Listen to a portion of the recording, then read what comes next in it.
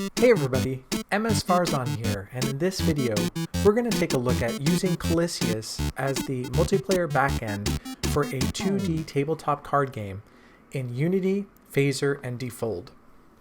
If you're not familiar with Colyseus, it is a multiplayer framework that works on Node.js, and it not only works in tandem with Unity and JavaScript, and also Defold, but also a number of different other engines, game engines that you could use as the front end for your video game.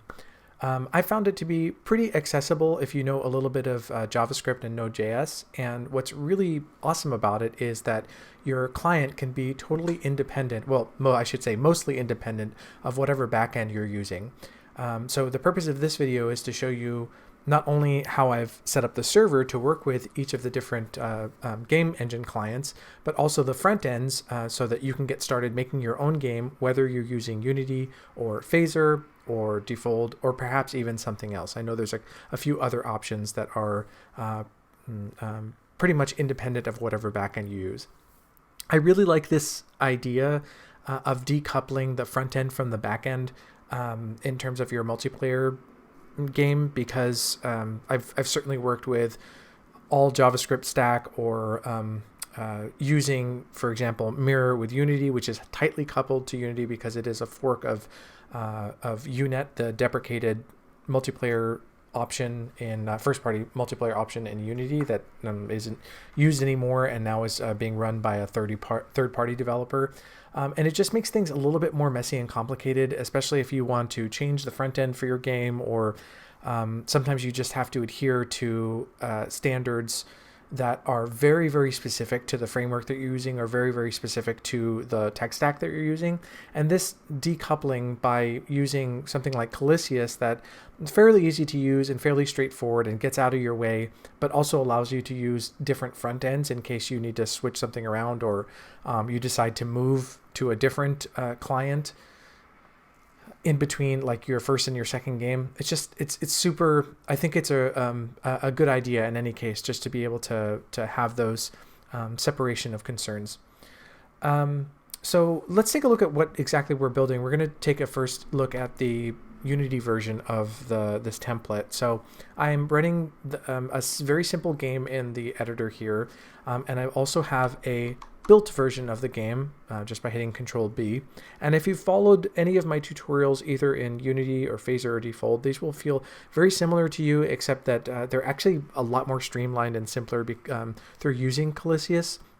And I'll show you what we're building and how they work in terms of the code that we're using. So all I have here is a simple screen where I have an opponent area up top here in magenta and a player area here down in like the cyan cyberpunk blue, and then this really color clashing area which I call a drop zone, which is where we're going to drop our cards. And so when I hit this draw cards button, it's going to send it's going to render 5 cards, which are just these basic cards from one of my games called Entermancy Hacker Battles, and they're just 5 of the same card. We're not like really dealing with shuffling decks or anything. It's just super basic. And when you mouse over any of these cards, there should be a little bit of a larger representation so you can read it better. I call that as like zooming in on the card. What's cool is that when you hit this draw cards button, it sends a message to the server, which I'm running locally. And when I go to the editor version of the game, it has now rendered 5 of the card backs of the card of each card in the opponent area to signify that the opponent has drawn cards. And you'll notice that when I mouse over them, I can't zoom in on them, and that's intentional because there's no reason we need to zoom in on the card backs. When I draw cards in the editor, the same thing happens. I'm able to look at them and zoom in on them. It may be a little bit difficult for you to see on your screen right now. And if I go back to the built version, I see that 5 cards have been laid out for me. And then the other feature that we see here is that when I drag a card from the player area and drop it in the drop zone, it appears pretty neatly in the drop zone of the other client. And when I drag and drop in this client, it sends a message to the server, which allows me to render a magenta version, an opponent card version, like the other person's version of the card here in the drop zone, and so on and so forth. And so, like, if I drag and drop all my cards here, I see on the other screen that all the cards have been deleted from this area, the opponent area, and they are now rendered in the drop zone as opponent cards. So that's the way that it's going to work. And this is very similar for the phaser and the Defold versions. There's a few different, like, just kind of tweaks here and there in terms of the color scheme, but generally the functionality is very the same. And we'll walk through this as well. So we'll start out with Unity. I'm just going to stop this playing, and I'm going to close this build because we don't need it running. And perhaps the best starting point, in fact, is to look at what the server is doing at any given time. And so the server is a different set of concerns that is replicated across each of these three projects. So it's the exact same server across each of these three projects, and you can find both the repo for the server and all of these projects in the description of this video, as well as the instructions and links to the documentation on Colyseus about how to set up both the server and also the client architectures. But you're welcome also to just clone these projects and use them as starting points for your own. Let me just this is, like I mentioned, I'm going to open in Visual Studio the server, and just so you can see what's going on in the server. I'll zoom in a little bit so you can see. Everything really lives in the source folder of under the server directory.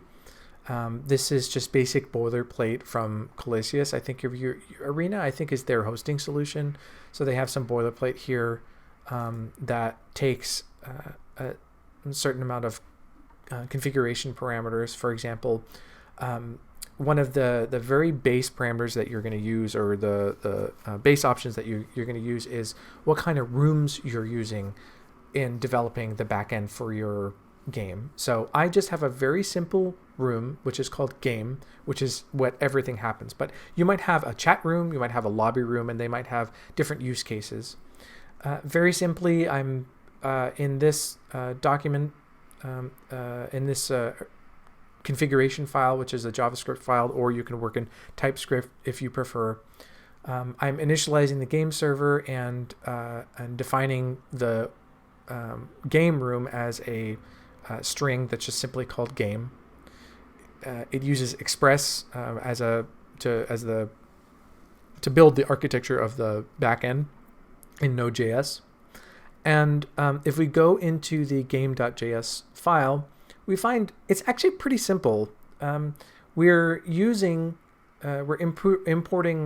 the room class from Colyseus, which serves as a template for any type of room that I'm going to use. And we also import what's called game state from this schema folder. I'll talk about game state in just a moment. The game class, it extends the Colyseus room class, and I've commented out here the basic functionality here. I'm saying that I only want two clients to be able to connect to a specific room. When a room is created, I want it to log to the console, the server console, that a game room has been created. I'll set the state, and as I mentioned, I'll talk about that in just a bit, as a new game state. And then there's a series of message passes that I've written here that are super simple, but also will give you an idea of how to structure any type of message that occurs in your game. There's a few ways of doing this.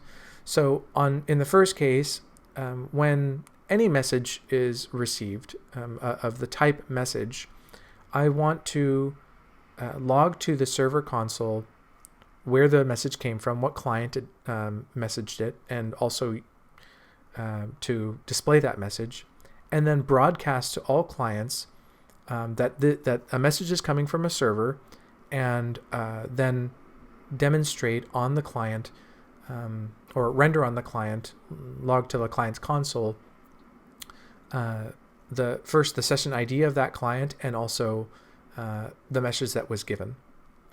But if the message is a game message, and we'll see this in action pretty soon, I want the server to broadcast it as a game message and not broadcast it to the client that sent it.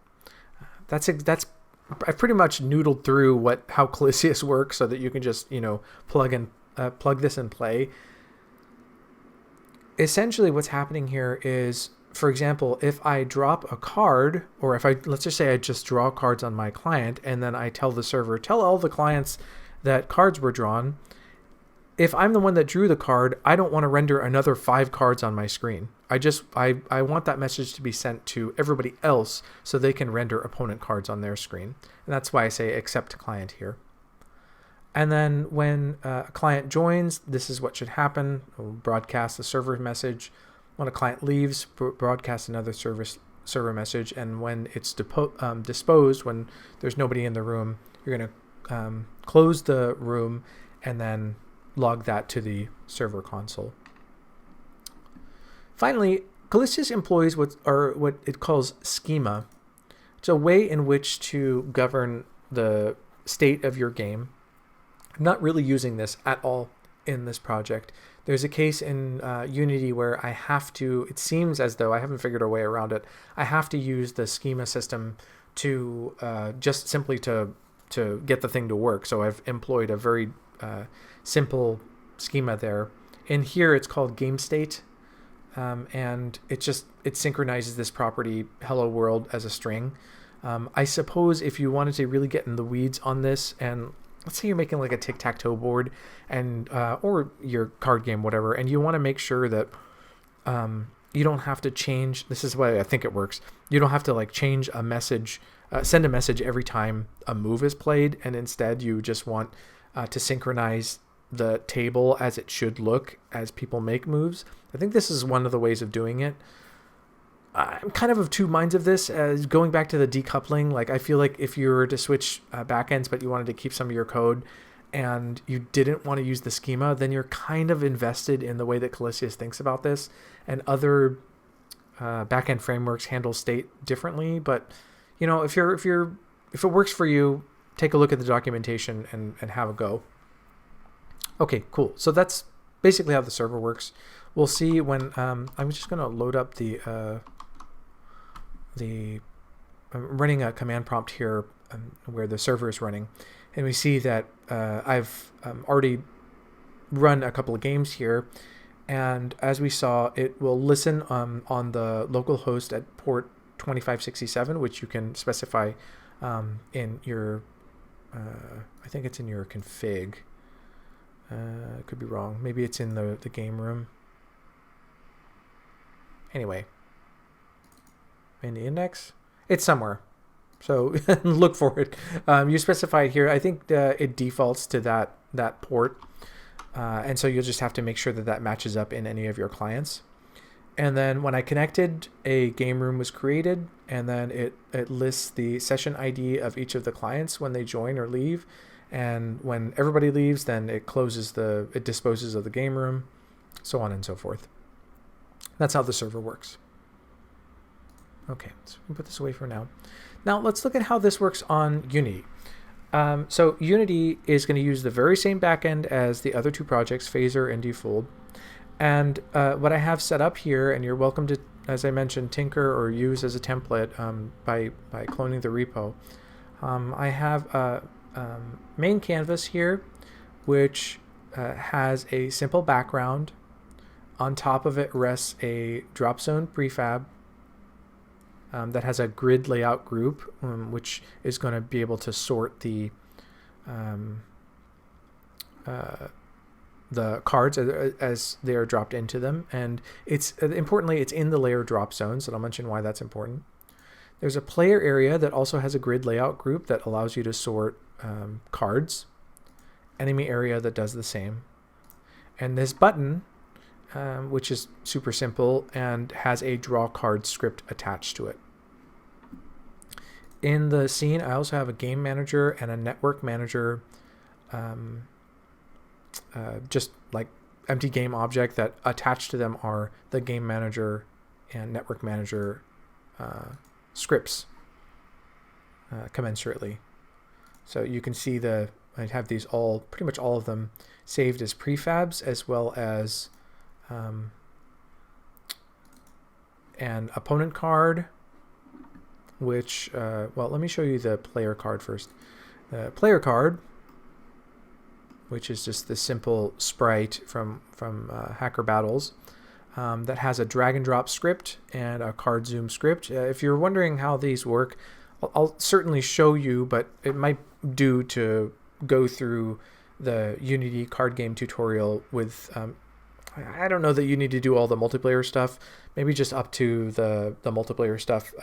There's a 2021 update on my channel as a playlist that you could work through just to kind of get a sense of where my mind is on this stuff. And then there's an event trigger that connects to the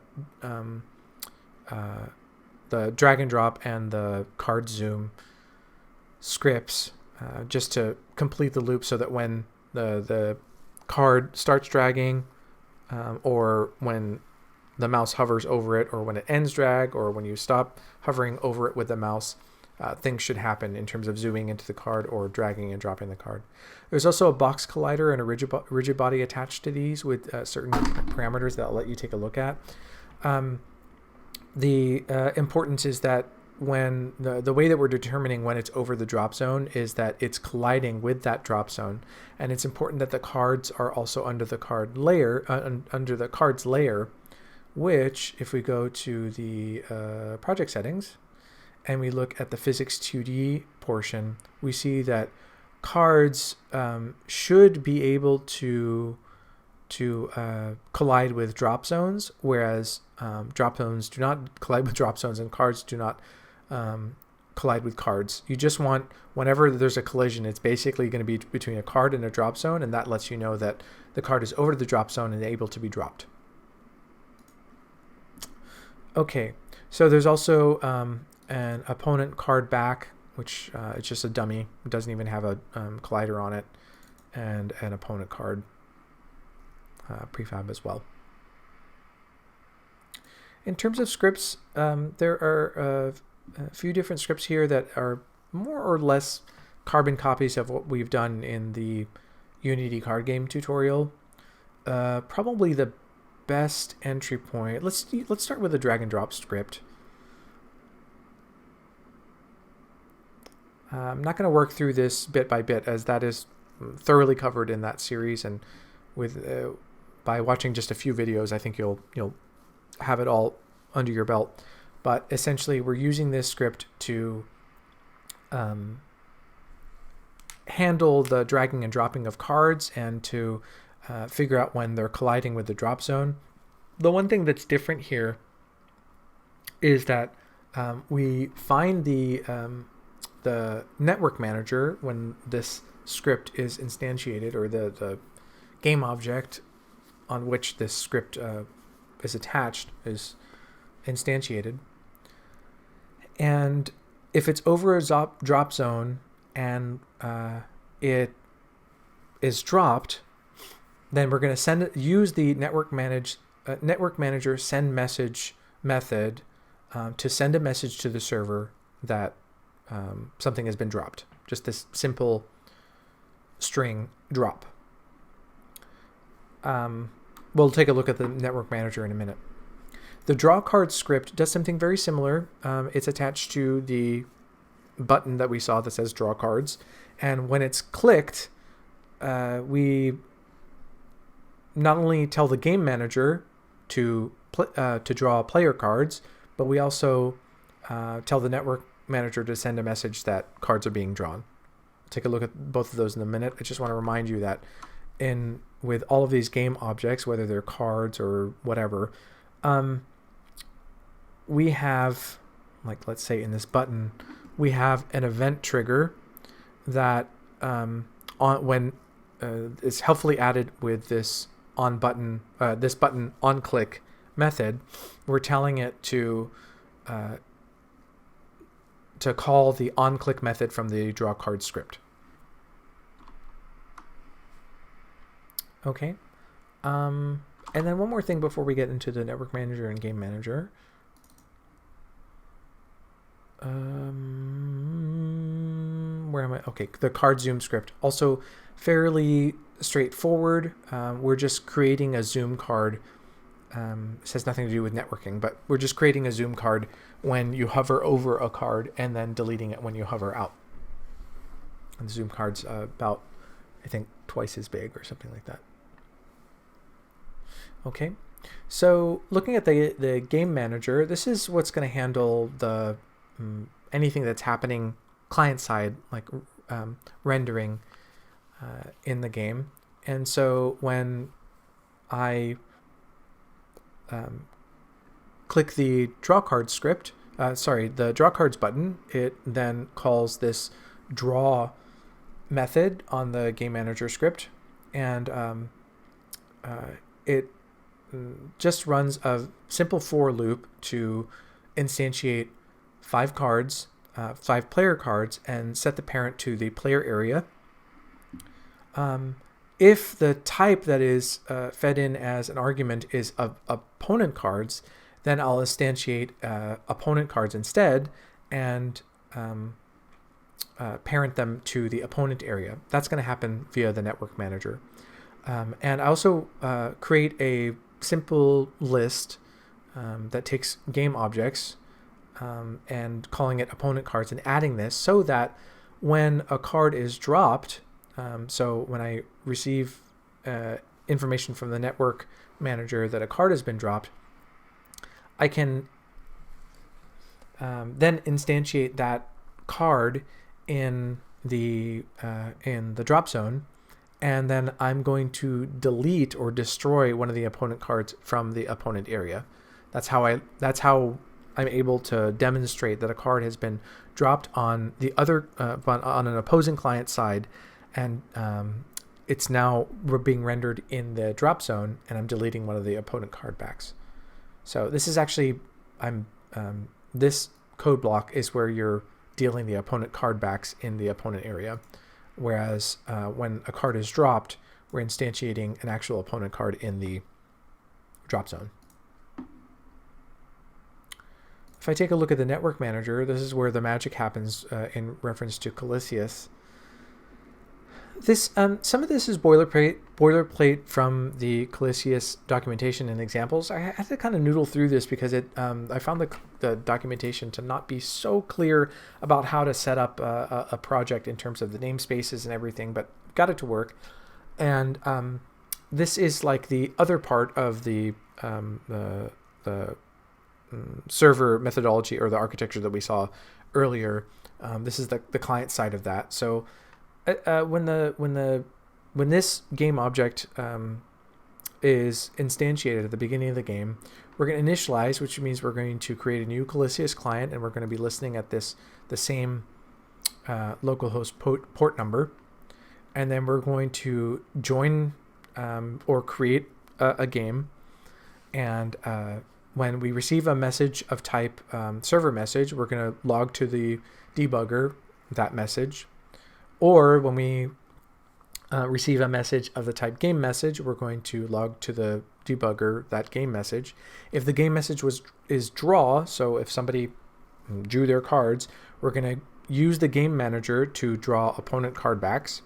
Or if it was dropped, then let the game manager know and then do that rendering procedure that we just discussed.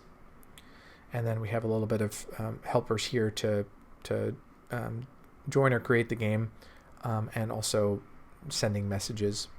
The important part here is that I haven't found a way around this, like I mentioned. I think that the Unity version of the client SDK for Colyseus requires you to set up a even simple game state, so I have a very simple game state script here, schema, which basically does nothing. But it seemed like I needed that when I built it. So there you go. And that's basically it for Unity. I mean, there's not really that much else going on. It's a lot simpler than the mirror version that I put out. The front end is more or less the same, But like I said, it's pretty much decoupled. Like if you wanted to use another message passing backend, you could just switch a few things around and not use Colyseus, but it would still work. So that's that. Okay, so that's the Unity version.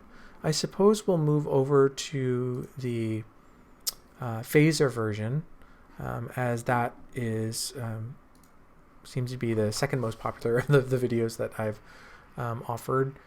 So let's see. Literally everything in the server is going to be the same. Like I was actually running this off of the Phaser server rather than the Unity server. So let's close all this stuff and actually move into the client side, which runs on Phaser, which is your, probably one of your favorite JavaScript frameworks for making games, 2D games, in fact. And what I'll do here is I am already actually running the client.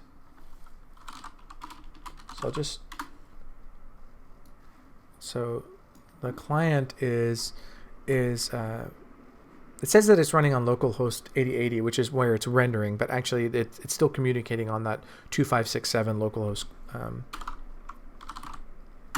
port with the server. So this is running it in Phaser. You can see the coloration is quite different, and I have this little fake card backs here to signify a player's or an opponent's deck, but it doesn't really matter. I have this little deal cards text, which is going to work as our button. When I hover over it, it changes color. When I hit deal cards, I get 5 different cards in the player area. They render as opponent cards, opponent card backs in the opponent area. I can drag and drop, and when I do so, it lands in the drop zone. Same thing here, and one of the opponent card backs is deleted here. Gonna deal cards on this side, and they render on the first client. When I drag and drop, they move sequentially from left to right, and we see we have a very similar functionality to what happened with Unity. So that's cool. Cool. So there's a few other idiosyncrasies per each client. Obviously, they're not exactly the same, and I mean, the first thing being they're using different programming languages, but by and large there's a lot of similarities in the approach. Phaser I find to be really, really good at, well, first of all, it deploys to web like a dream, so it is probably like de facto the choice if you're going to make a web first game. Defold is also a good option there. But in any case, it has a lot of like little helpers. Dragging and dropping is super easy, or it already includes the concept of a drop zone, so you don't have to build that from scratch, which I've had to do that or look for help in doing that with other game engines and frameworks. So I think it's a great option for making 2D tabletop games and card games, board games. So what I have here in the client folder is I've based this off of the simple Phaser template that they offer on the Phaser GitHub repo. The entry point is the index.js, which probably the most important part here is that I'm using just one scene, which is called game, and I've asked it to fit the screen based on how big the browser is. But it defaults to 1200 by 1000. And then there's one game scene. Importantly, I'm importing all of the handlers that we use for the game, and loading any images or assets, resources that we need. And then rather than creating a bunch of code here, I just create new versions of each of the handlers and tell them to do their thing, so they don't clutter this base scene with all of my junk. You can follow like I said, with the Unity version of this of the tutorials, that I've put out. You can follow the 2021 update to my phaser/socket.io tutorial to get the basics of this without, you don't have to go through the multiplayer stuff, but the front end stuff would probably be helpful if you haven't dealt with Phaser before. I don't want to recover all that stuff here. And again, you're welcome to just use this as a template.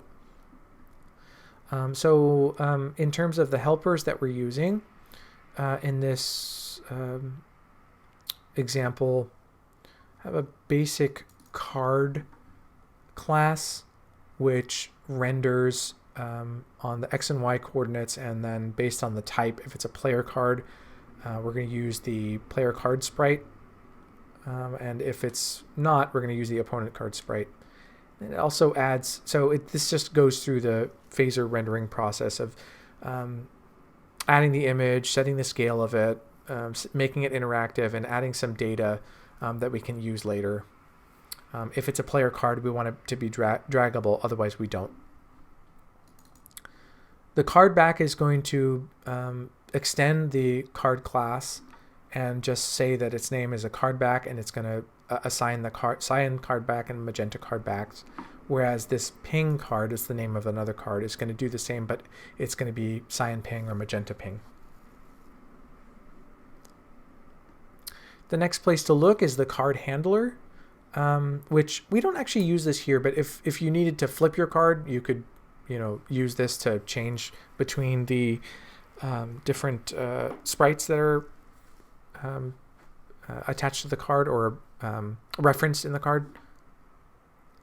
I've also included a deck handler, which deals cards based on the whatever parameters or arguments that you write in for the X and Y coordinates, the name and the type, whether they're opponent card backs or cyan card backs, opponent card backs or player cards or whatever. And you could just add here, if you had like 20 cards, just add them here, and then this will handle the rendering for you. I'm going to skip these other handlers first and let's go to the zone handler. So to create the drop zone, I've sectioned this off as its own class to create a rectangle drop zone, and the number of cards in it will start at 0. And then Phaser also requires so you create the drop zone, but you also have to render an outline for it. So I've done that here for you, so you don't have to go through this whole process. Just change the size of the drop zone, whatever you need to do. And it's important to know that we've set the number of cards in the drop zone as 0 because we want to be able to add to that number on the client side so that the cards render sequentially from left to right rather than all be rendered on top of one another. We take a look at the UI handler. It imports the zone handler and it builds a zone. And then it builds the player areas simply by adding rectangles and adding colors and sizing and everything. It builds our little game text, the deal cards button, and sets it interactive. You could very much easily add any other text here that you needed on the screen. And then to build the UI, you just which is called in the game scene here, after you import create a new UI handler, we asking it to build the UI, and building the UI just means that we're building the zones, building the player areas, and building the game text. So I try to think of this as kind of like dependency inversion. So like if you make any changes to this, you really don't have to do anything in your game scene. Because this just says build UI, so it doesn't all it cares is that you want to build your UI, and then any changes that you make to your user interface or with this particular script or others that depend on it, it's all good. It should all just work. I mean, unless you've broken something, obviously, but these aren't very tightly coupled. Okay, so the game handler, similar to the Unity version that we looked at, it saves the opponent cards in a simple array. I'm also doing the same with the player cards in case we need to do that. When you draw a card, when the game handler is being told to draw a card, if the type is player cards, it will draw 5 of the ping cards, or if the type is opponent cards, it will deal 5 of the card backs in the opponent area. And when when it's called to drop a card, that a card has been dropped, it will destroy one of the opponent cards from the opponent card area, and will deal a card. Right now it's just dealing 1 card, but you could specify what card it needed to be dealt, and then incrementing the number of cards in the drop zone, so the drop zone knows the next time that a card is dropped, it should render to the right of that by, what am I saying? By 50 pixels. So this part here, for example, this is all the x coordinate, and we're saying that we want to add to whatever the original x coordinate is, 50 pixels times however many cards there are in the drop zone. At the beginning there's 0, so we're not adding anything, but then with each successive card that's dropped, we're adding another 50 pixels to move it from left to right. The interactivity handler, I've basically handled a ton of the interactivity that you'll need for a simple card or a board game, starting with the dealing cards. When you click the draw cards button, it should send a message through the network handler that cards are being drawn, while also utilizing the game handler to draw the cards on our own screen.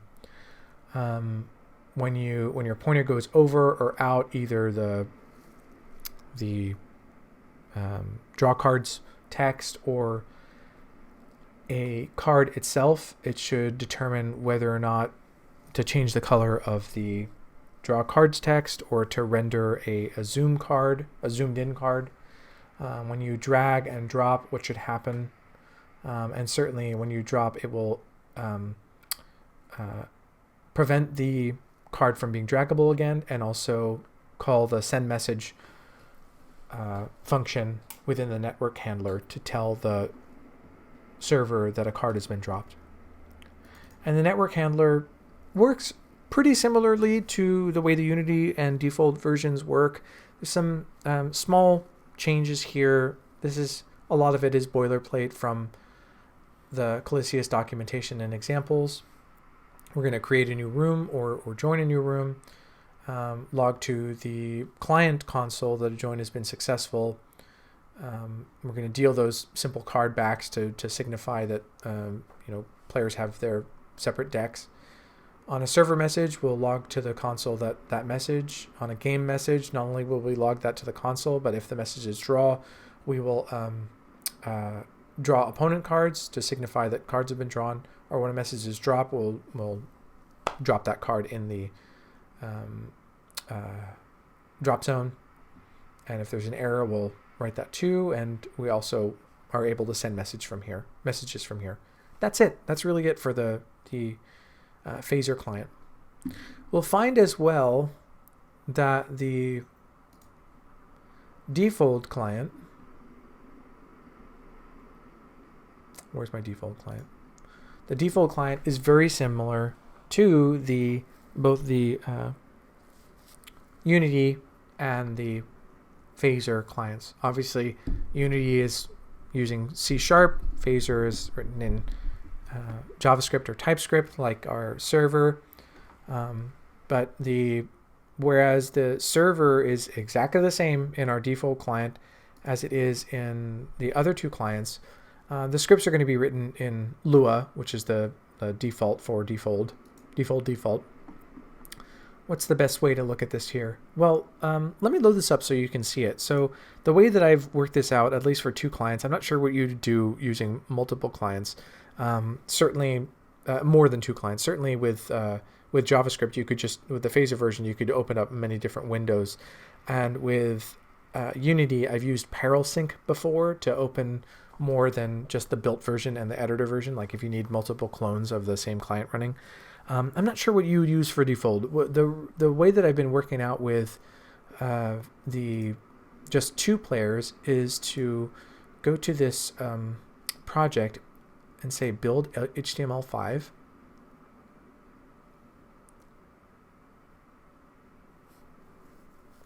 And if you have any questions about this, you might just check out my video. I have a 2-video series on Defold, making a 2D card game in Defold, which is probably the most comprehensive example of how to use Colyseus, because it uses the Colyseus backend and it's all commented and everything. So you might check that out as well. So I've done that. I've built it in the browser, and then I'm just going to hit Control B to build it a version here on the desktop. And these should communicate with one another. Very similar to the other versions. Draw cards, they render down here in the player area. And on the web version that I'm using as kind of a dummy version or a second version, they render as opponent cards here. I hit draw cards here, and they I render here and on the first client as well. I drag, and when there's a collision with a drop zone, the card drops. On the first version, I see that the card appears here as an opponent card, and I mouse over it and I see it here. Drag and drop, and the same stuff as the other versions. It's just a little bit not as pretty looking. I mean, I'm not sure that these versions are pretty either, but okay. So yeah, so that's cool. So how do we do this? The initial entry point is probably actually to look at the game.project file, because we're using a few dependencies here in Defold in terms of rendering our client. First, we're using the default input, which adds like some functionality here, like using a button or a cursor for our drag and drop. The people at Defold, I must say, are super, super nice. And Bjorn Ritzel, one of the developers, helped to make an example of a drop zone for me just because I asked, which was super cool. So that's something to keep in mind. They're very nice. And then we're also using the Colyseus Defold dependency, and I think that requires the WebSocket extension as well. But all of this is on the in the Defold tutorial that I mentioned, but also on the Colyseus documentation for Defold, the Defold SDK, client SDK. There's also a little bit of, had an issue with rendering some of the images in my file here, but in any case, you can follow the Defold tutorial to figure any of that out. Okay, so then we have Colyseus, we have the WebSocket implementation, and then here I have the assets, which are this blue button that we stretch to make look like a drop zone, the cyan and magenta card backs, like everything's here. They're all here. And using Defold, you have to use an atlas to source your image files. So there's one each for the opponent cards and the player cards, and then also one for this, I just call it a UI atlas, but it really just has this blue button that we use for the drop zone. There are a number of game objects here. The opponent card, which, let me start with the player card. Player card has the card script attached to it, as well as a collision object, a box collision object, so it can collide with the drop zone and then the sprite. Whereas the opponent card back doesn't have a collision object. It's just a dummy sprite. And the opponent card does in case you needed them to collide or you wanted to play with them or whatever. It just has a simple GUI, which is the text, the draw cards text.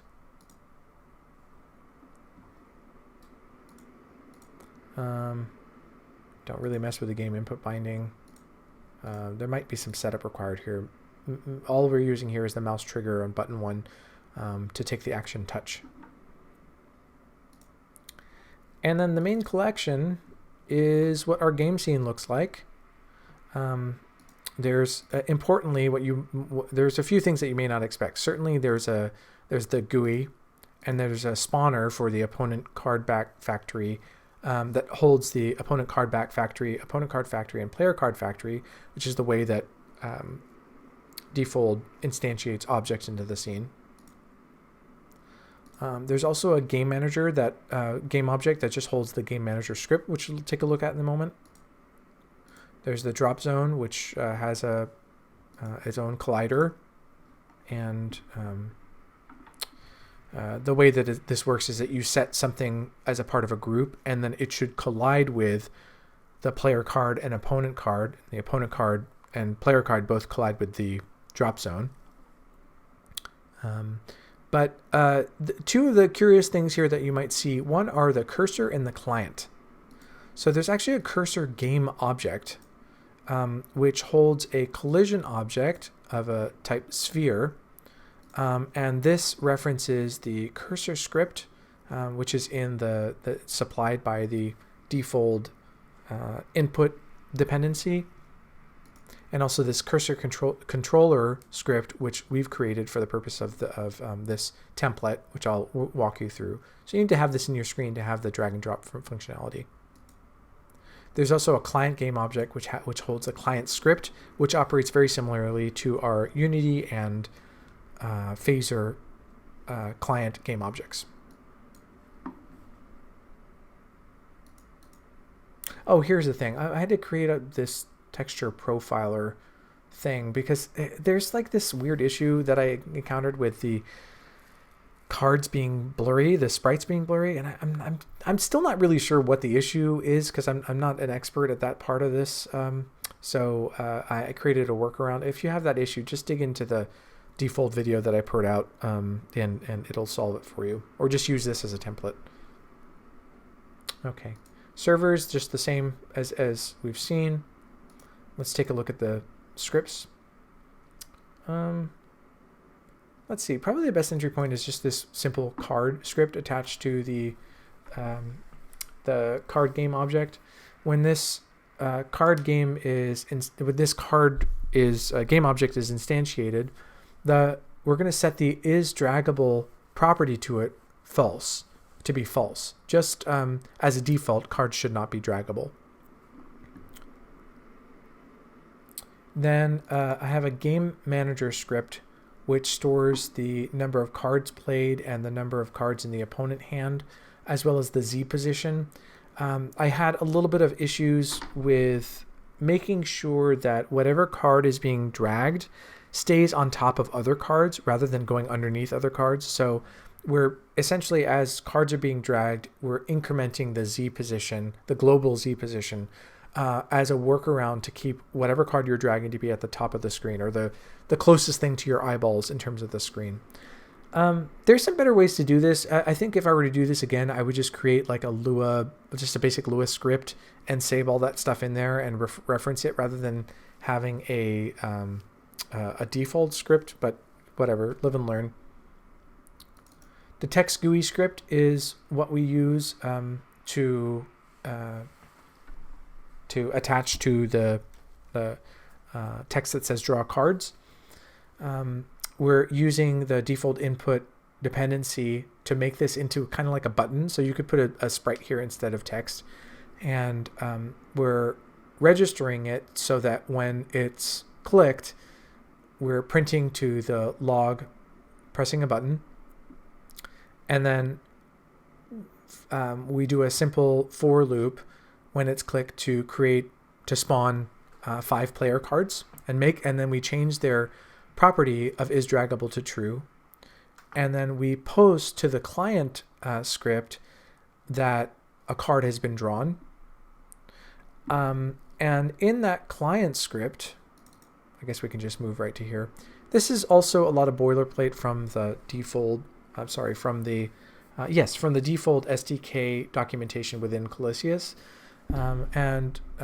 So you can follow this along. I've commented it out, unlike the other scripts in Phaser and Unity, which I go more in depth in terms of the if you've followed any of these tutorials, you should probably be able to piece them together.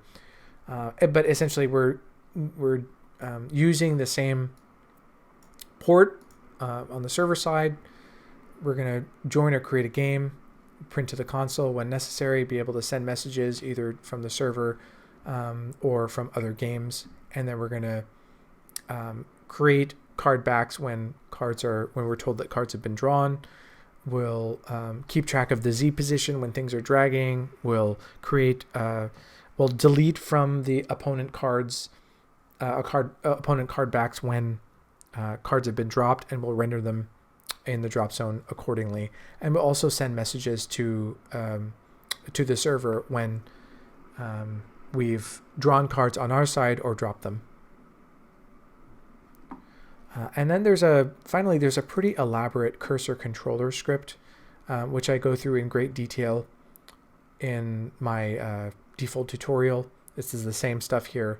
It's simply making certain that we're able to drag cards and drop them using the cursor based on the default input cursor that is provided, and also that we're able to render zoomed in cards when we hover over them accordingly. It kind of looks complicated, but it's all commented, and like I mentioned, I walked through it in my other tutorial video. So if this is your first time taking a look at it, please do refer to that video, and I'm sure you'll be able to figure it out. Okay, one other special extra and goodie, which is kind of cool. It's kind of useless, but that's okay.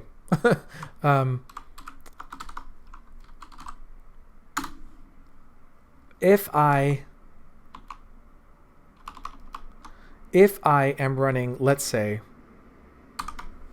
this default version of the game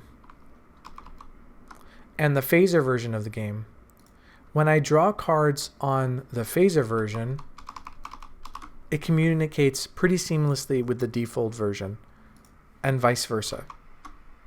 So right now I'm actually using two different clients with the same server, the same backend, using Colyseus. When I drag and drop a card on phaser, it works just fine with Defold. And when I drag and drop a card with Defold, the Defold client, it works just fine with phaser. And if I look into the log of what's happening on the Colyseus side, the server, it's created a game room, and it's demonstrated that two different clients right here at the bottom, different clients, client IDs have joined, and it doesn't care whether they came from phaser or Defold or who knows what. Like, it's just all WebSockets at this point, which is pretty cool. Like, I can't really think of a strict use case for this right now, but like, I don't know, maybe you're working on a web game in phaser, and you decide you want to make a PS4 version in Unity, or you're making the second version, like a sequel to your game, and you want to change the front end for it because you have a different use case, or I don't know, maybe there's like 100 different things you might be doing with this. Obviously, it makes the most sense to just stick with your back end and front end, but I really like that you're able to be agnostic, more or less agnostic on the front end in reference to the back end.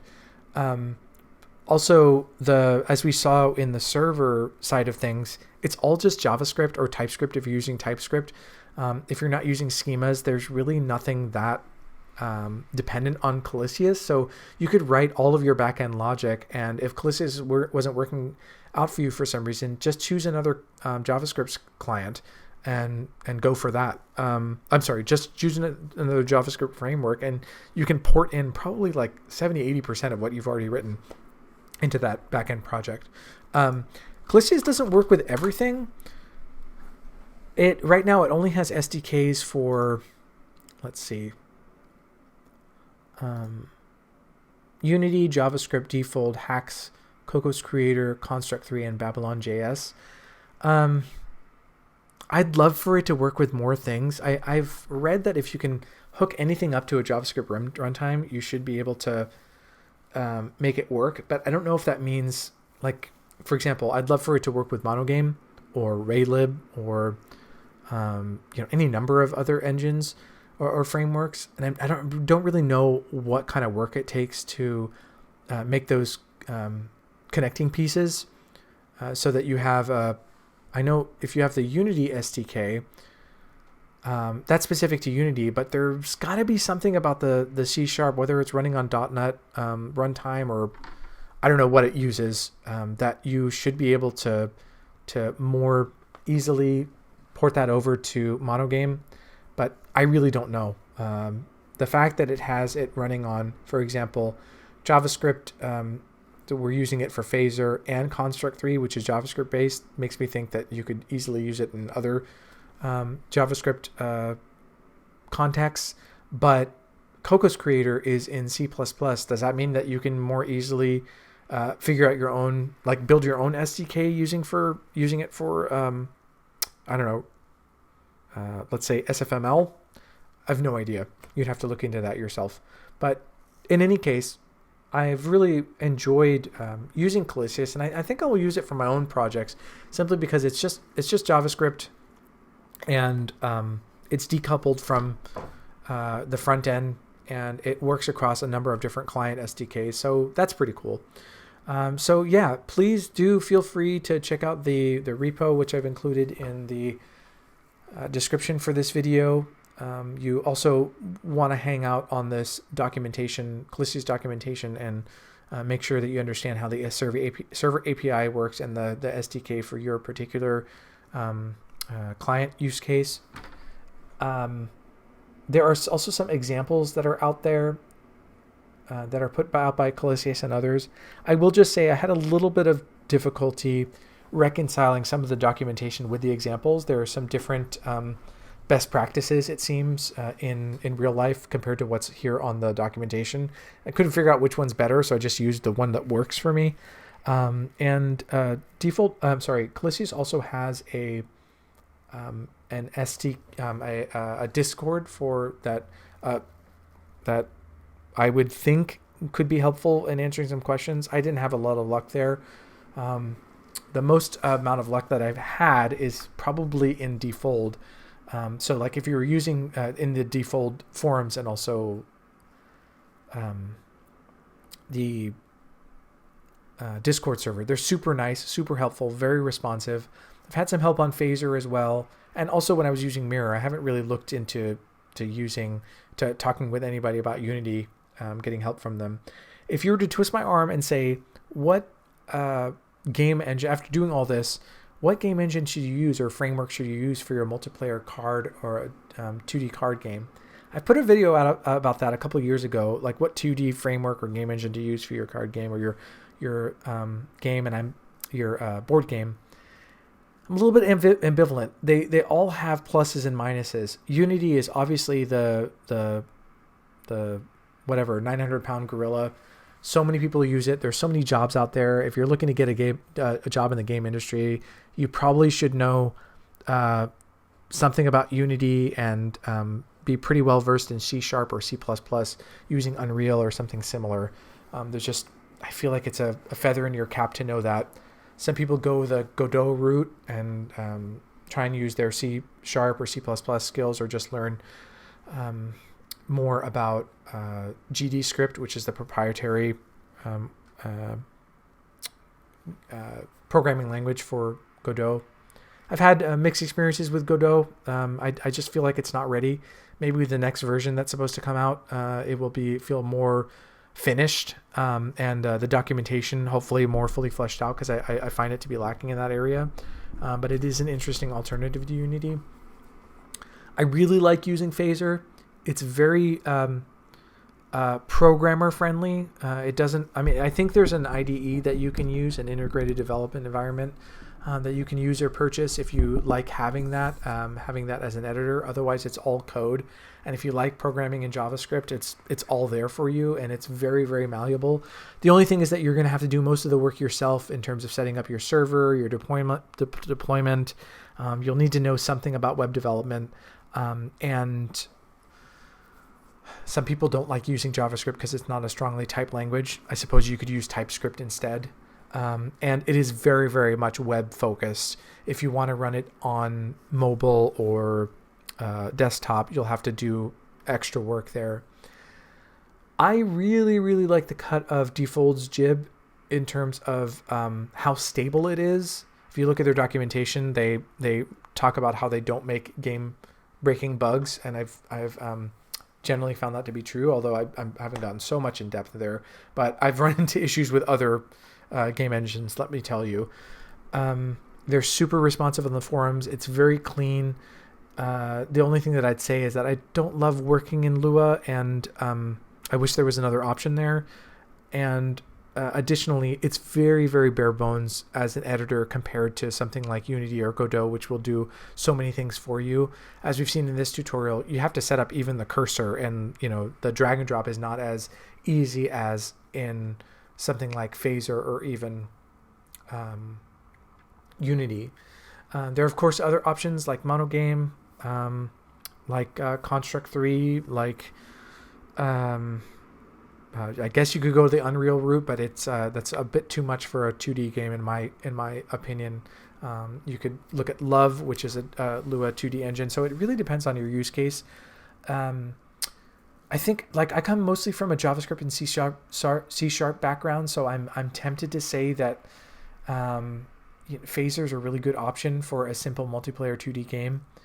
Unity as well-ish, ? Given the caveats that I've mentioned, it being a corporate, sort of open source thing just really gives me pause, because they make a lot of changes, and you kind of run into the business best practices, when people get laid off or whatever company politics come out. It's just, I don't know, your mileage may vary. You may not care about that kind of thing. The one thing that I will say is that I feel a little bit burned by the deprecation of UNet, which was the multiplayer solution, and then Unity just didn't have any multiplayer solution for several years, and you had to use a third-party thing like Mirror.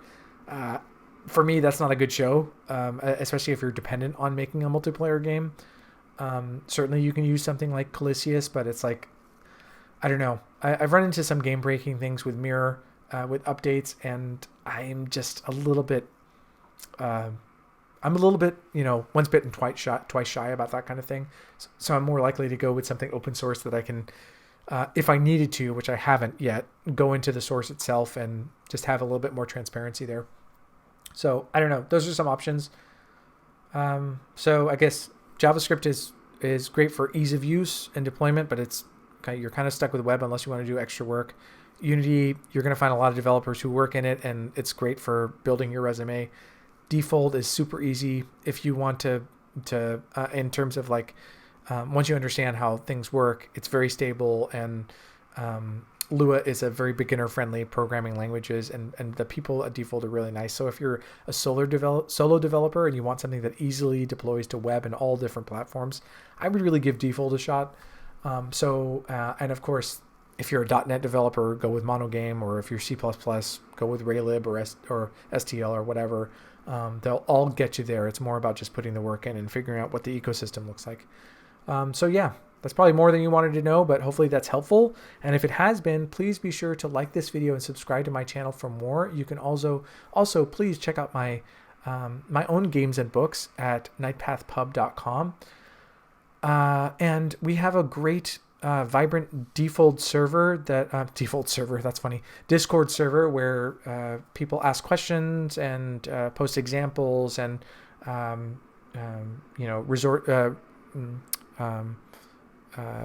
check out the FAQs that I put out about the tutorials that are out there, so you might find more information there, or just make friends. So otherwise, see you next time, and thanks for watching.